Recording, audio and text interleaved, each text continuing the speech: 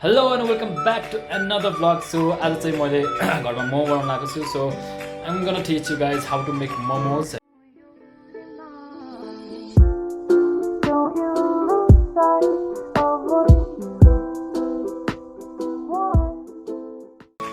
So now अब चाहिँ मैले यहाँ प्याजहरु काट्न सुरु गर्न थाले है.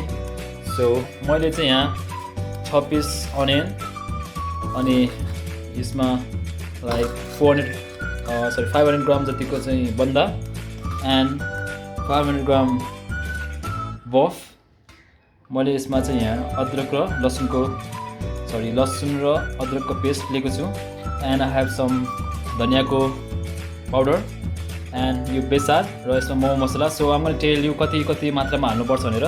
So first of all I'm gonna chop this all now. र मैले अब यो प्याज र बन्दालाई बिस्तारै चप गर्नेछु.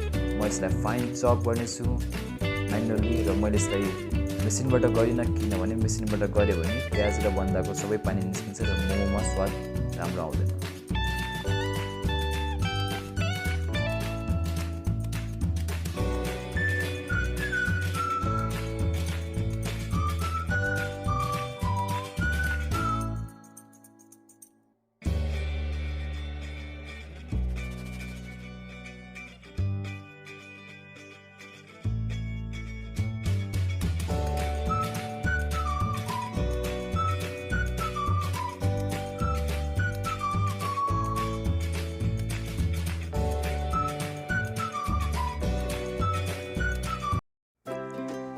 अब यो बन्दालाई किमामा यसरी बिस्तारै हाल्नेछु. तपाईँ देख्न सक्नुहुन्छ यो बन्दा अहिले एकदम फाइन चप भइसकेको छ र मैले सबै हाल्न चाहिनँ किनभने मैले भेजलाई पनि अलिकति छुटाएको छु अहिले. र यो प्याज हेर्नुहोस्, यो प्याज पनि एकदम फाइन चप भइसकेको छ र यसलाई पनि मैले किमामा मिक्स गरेँ यसरी. अनि मसँग यो थोरै हरियो लसुन छ, यो हरियो लसुनको पत्तालाई पनि मैले यसमा हाल्न चाहेँ. र बाँकी मैले भेजको लागि अर्को छुट्टै भाँडोमा छुट्याएको छु. र मैले यस भाँडोमा 4 टीस्पुन तेल हालेको छु र लो फ्लेममा यसलाई मैले हिट गरेको छु. तेल लगभग तातिसकेको छ र अब म यो लसुन र अदुवाको पेस्टलाई यसमा हालेर फ्राई गर्नेछु बिस्तारै. र यसलाई हामीले अब बिस्तारै सानो स्पुनले अलिकति मिक्स गर्ने र यसलाई अलिकति फ्राई गर्नुपर्नेछ यसरी. र मैले यसमा अलिकति थोरै तेल हाल्न चाहेँ अहिले. यो सबै टोटल गरेर 4 टीस्पुन तेल हुन्छ. अब मैले यसलाई फ्राई गरेँ र अब म यसमा थोरै हाफ टीस्पुन बेसार एड गर्न चाहेँ. र यो अलिकति यसले अब कलर पनि दिनेछ मासुमा. मैले यसलाई यसरी अब हालेँ, मिक्स गरेँ यसमा मैले अब. र सेम भेजलाई पनि यस्तै प्रोसेस हुनेछ.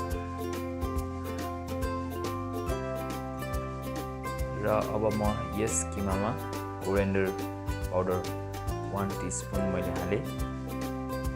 र त्यसपछि मैले नुन 2.5 स्पुन नुन हालेँ. तपाईँहरू आफ्नो स्वादअनुसार हाल्न सक्नुहुन्छ. र मैले थोरै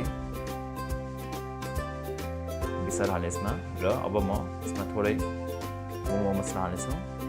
र मोमो मसला तपाईँ 1 टीस्पुन जति हाल्नु होला. र अब यसलाई हामी मिक्स गर्नेछौँ बिस्तारै यसरी मिक्स गर्ने. यसलाई एकदम मजाले मिक्स गर्नुपर्ने हुन्छ ताकि मसला सबै मासुमा मजाले जाओस्. र यो लगभग अहिले रेडी भइसकेको छ किमा एकदम मिक्स भएर. र यसलाई हामी एकछिन अब 10-15 मिनट यसलाई यत्तिकै छोड्नेछौँ ताकि यो म्यारिनेट होस् मजाले.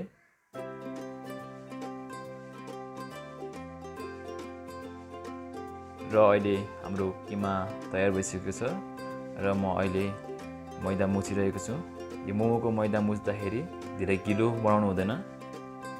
र यसरी मैदा मुछिसकेपछि अब हाम्रो नेक्स्ट प्रोसेस भनेको यो मैदालाई बेल्ने र मोमो प्याकिङ गर्ने. र यसरी मोमोलाई हामीले प्याकिङ गरिसकेपछि अहिले मैले यस मोमोलाई भाँडामा हालिसकेको छु र भाँडामा हाल्नुभन्दा पहिला चाहिँ भाँडामा तेलले एक लेयर ब्रस गर्नुपर्ने हुन्छ ताकि मोमो पाकिसकेपछि भाँडामा नअड्कियोस् भनेर।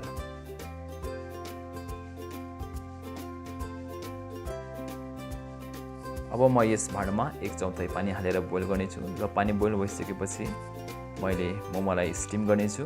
र यदि तपाईँ नन भेजिटेरियन मोमो बनाउँदै हुनुहुन्छ भने कृपया 15 देखि 20 मिनटसम्म मजाले स्टिम गर्नुहोला।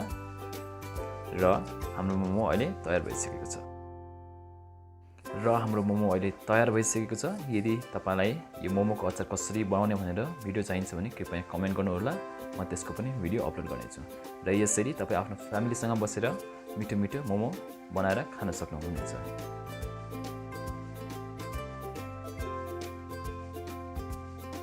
र यदि तपाईँलाई आजको यो भिडियो मन पर्यो भने कृपया लाइक गर्नुहोला अनि आफ्नो साथीभाइहरू माझ सेयर पनि गर्नुहोला। र यदि तपाईँ नयाँ हुनुहुन्छ भने कृपया मेरो यो च्यानललाई सब्सक्राइब गर्न नभुल्नुहोला।